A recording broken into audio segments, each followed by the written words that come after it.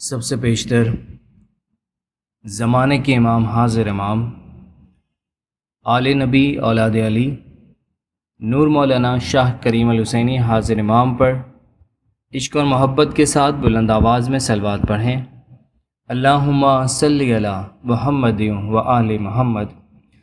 ایک سوال آیت المباہلہ کے حوالے سے پوچھا گیا ہے کہ آیت المباہلہ کا واقعہ قصہ کیا ہے؟ کیا اس میں مولا علی علیہ السلام کا ذکر ہے؟ یہ قصہ سن 632 کا ہے۔ قصہ کچھ اس طریقے کا ہے کہ نجران کے تقریباً 60 عیسائی کرسچن پادری اپنے لیڈر کی سربراہی میں نبی کریم صلی اللہ علیہ وآلہ وسلم سے ملنے مدینے پہنچے تاکہ وہ اپنی عیسائیت مذہب کو، اس کے سیاسی اور مذہبی موقف کو ثابت کر سکیں، جو کہ کچھ حد تک عرب میں پھیل چکا تھا۔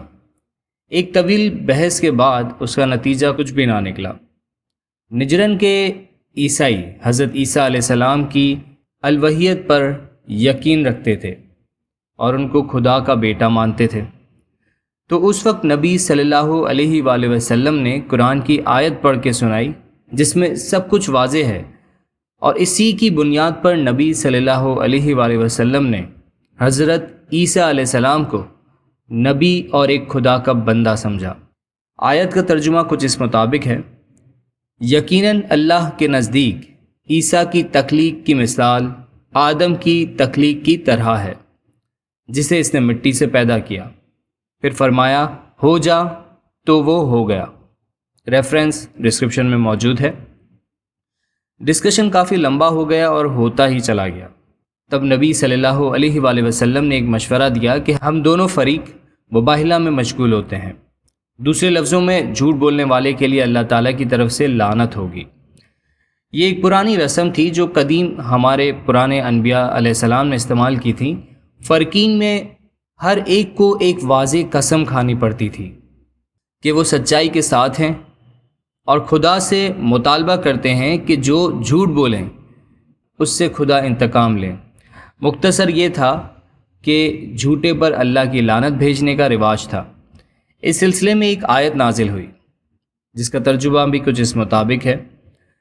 آیت الرحمن: لیکن جو کوئی تم سے اس معاملے پر جھگڑے اس کے بعد کہ تمہارے پاس علم آ چکا ہے تو کہہ دو کہ آؤ ہم اپنے بیٹوں اور تمہارے بیٹوں کو اور اپنی عورتوں کو اور تمہاری عورتوں کو اور اپنے قریبی لوگوں کو اور تمہارے قریبی لوگوں کو بلائیں، پھر ہم پرہیزگار بنیں۔ نماز میں جھوٹوں پر خدا کی لعنت کے لیے دعا کرو۔ نبی صلی اللہ علیہ وآلہ وسلم نے حکم دیا کہ مدینے کے باہر ایک معاہدہ میں 2 درختوں کے درمیان سیاہ یعنی کہ بلیک کلر کی چادر کو سایہ کرنے کے لیے استعمال کی جائے۔ نجران کے عیسائی سردار اور دوسرے فریقین وہاں کھڑے تھے، اور دوسری طرف نبی صلی اللہ علیہ وآلہ وسلم اپنے آباء و اجداد مولا علی علیہ السلام، بی بی فاطمہ زہرا خاتون جنت، امام حسین علیہ السلام اور حسن کے ساتھ مدینے کی سمت کی طرف سے سائے کی طرف تشریف لائے۔ یہ سب پنجتن پاک تھے۔ اس میں یہ بات بھی غور کرنے والی ہے کہ اس قرآنی آیت میں جو رشتے بتائے گئے ہیں وہ سب سے قریبی ہیں، اور نبی صلی اللہ علیہ وآلہ وسلم کے قریبی رشتے میں یہ پنجتن پاک آتے ہیں اور کوئی بھی نہیں آتا، اور الحمدللہ ہم انہی کو فالو کر رہے ہیں۔ نبی کریم صلی اللہ علیہ وآلہ وسلم نے آیت تطہیر کی تلاوت کی اور اہل بیت کو مخاطب کر کے فرمایا، میں ان کے لیے بد دعا کروں گا اور تم آمین کہو۔